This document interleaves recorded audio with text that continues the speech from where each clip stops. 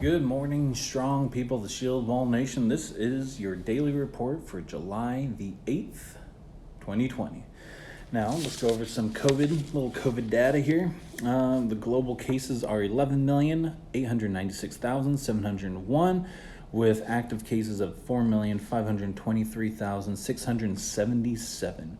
Global deaths, 544,802. Global recoveries, 6,828,222. Now, the U.S. cases is 3,080,119 with 1,599,562 active cases. U.S. deaths are up to 133,762 with recoveries of 1,346,795.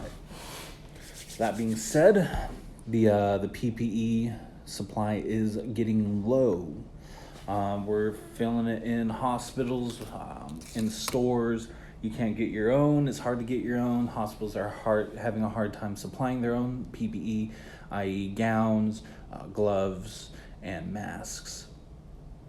Even though now it's mandated to have it in public, just look into your local laws, because you are supposed to have it on at all times while you go into a place of business, or you'd have to have it on while outside if you cannot social distance more than 6 feet. So if you can social distance more than 6 feet, you can walk around without a mask. That is Texas regulation here. Not sure what your local regulation is. Let's see. Let's get into some little bit of news here. Indiana has erased its fees for a 5-year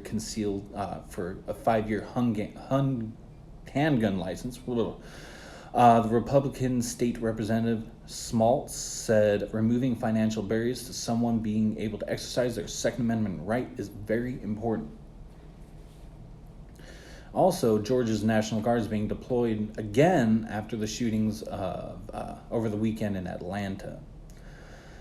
So there's that. I'm not sure if they're also preparing for the black militia called NFAC, but who knows? Who knows if they're doing extra precautions because of that. An unfortunate event that happened at a lake in Indiana. Several men among a swimsuit-wearing group physically held a black man against a tree at that lake in Indiana.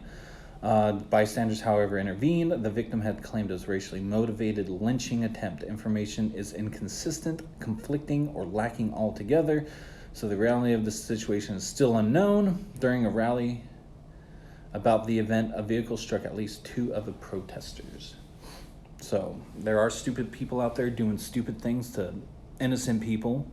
Don't matter about the color of the skin because of each other's skin, because it's happening both ways.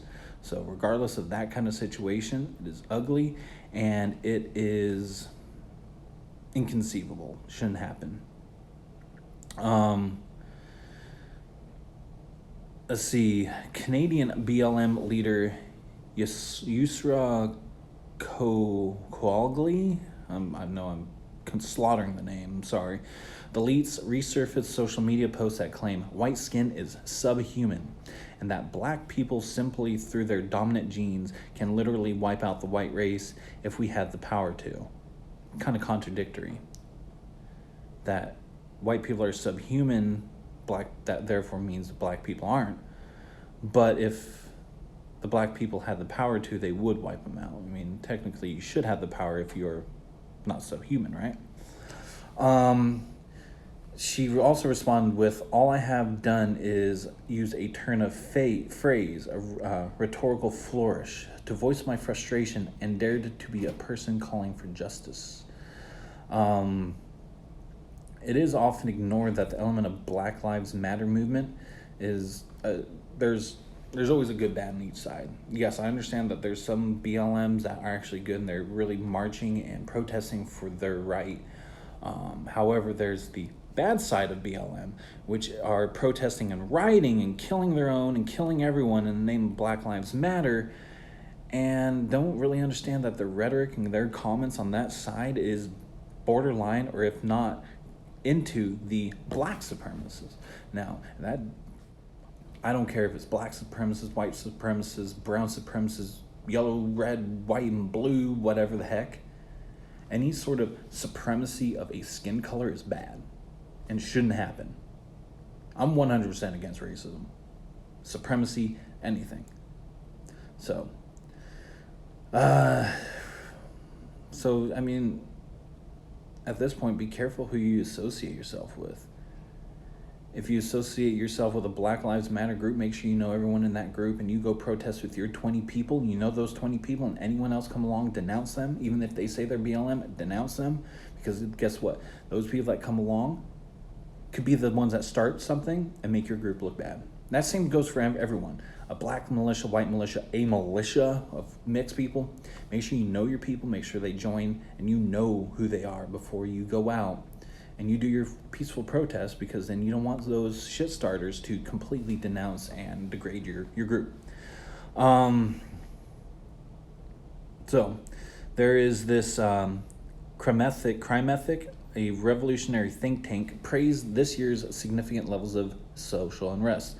They encourage activists and revolutionaries to move beyond the predetermined choreography of protest to a more transformative paradigm of action. This push kind of reminds me of the oppose and a nonviolent protest and disruption, which is then going to be a next phase of revolution. If you don't remember, back for about 18 months in 1970 and 1971, there was, I think, about 2,000 or so bombings that the left in the United States that was carried out by the leftists. So be careful while you're out there, because they could start bombing things, and who knows? And Antifa and BLM are considered left. And I'm pretty sure with that ideology, NFAC is probably considered left. Even though they more consider themselves their own entity, they do have elements of far left. I shouldn't say just left, far left. It's not fair for the left to be categorized, but the far left, the nut jobs of the left. So be careful out there. So about the stimulus, let me read this little this part, because there's a lot of information. I want to make sure you guys get every bit of information, because I know this is a big thing for people, because they're financially strained. So I want to make sure you got all the information that I have here. It says Senate Majority Leader Mitch McConnell announced that Congress would be drafting a new pandemic stimulus bill later this month, with the possible direct payments, addressing concerns of high unemployment and economic uncertainty heading into the fall. McConnell said the country needs one last boost. He also warned that this will have to be the last rescue package, because we now have a debt the size of our economy for the first time since World War II, and that we cannot keep doing this. However, I personally don't believe that the crisis is imminent, but such a trigger for the November elections could extradite that, due to the turmoil and the fact that the country is seeing a shortage of coin. There was a mention, the fact that if we do continue doing stimulus bills, that we're our own country is pumping money into our own economy.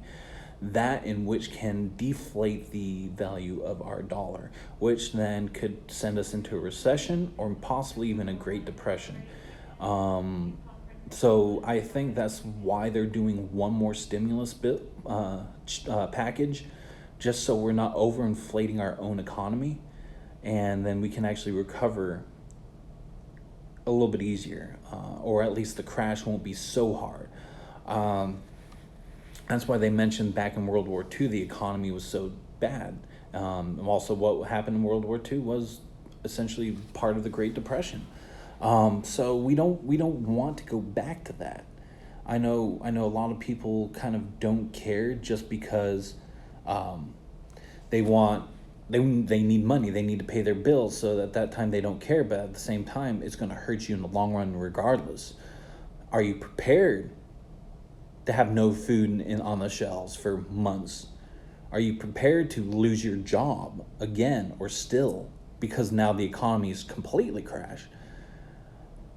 I think with this stimulus package, people need to prepare for that. Don't go and buy like 19 packages of toilet paper and 47 bottles of hand sanitizer. Go and be smart about it. Go a little bit once a week so they can replenish and everyone else can get a little bit extra. It's time to prepare. I mean, with this last stimulus package, who knows if it can completely crash our economic system, go into an economical depression. So there's that. So I hope everyone is safe out there, is prepared, and I mean, at this point, is good luck. We got to be as strong as possible. So think right, think straight, be prepared, be smart, really, but take care of your family too. You got to make sure you take care of your family.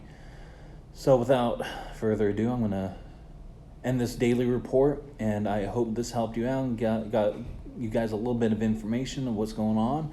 I know it's not a whole bunch, it's definitely a fraction of what's really going on out there as well. But a little bit of interesting news I found. So, so stay strong, Shield Wall Nation.